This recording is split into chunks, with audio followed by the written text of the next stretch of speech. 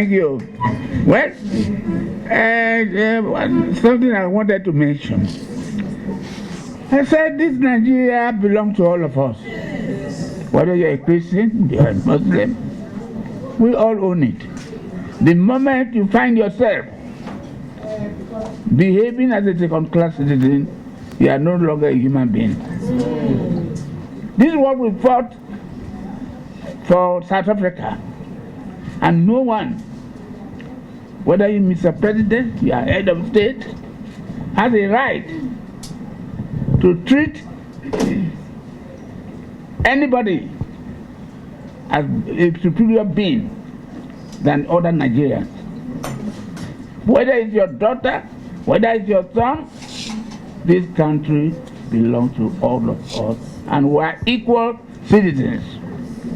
3 days ago, I remember, I appeared on the television, and one of the issues I raised was that our presidents,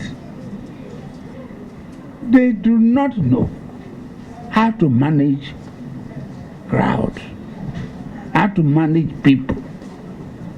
And I gave quite a number. And I asked Mr. President, Nigeria belongs to all of us. When you were campaigning to be Mr. President, you said, we are all citizens. We are all your subjects. We will do this, you will do this. But today, what is happening? For 8 years, our last president, Buhari, decided to be employing his own people, whether educated, whether they have the merit or not.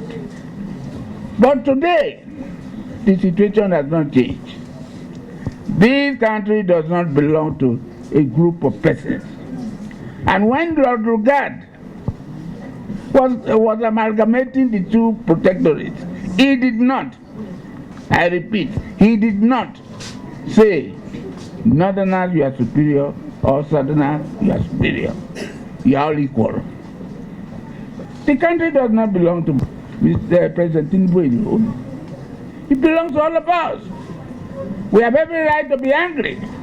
We have every right to cry. We have every right to criticize anybody. Your duty is to carry your people along. So what am I saying? We are all one. Whether you are in Southeast, whether you are in Southwest, whether you are Northwest, you are Northeast, North Central, or Southeast, or South-South, we are all Nigerians.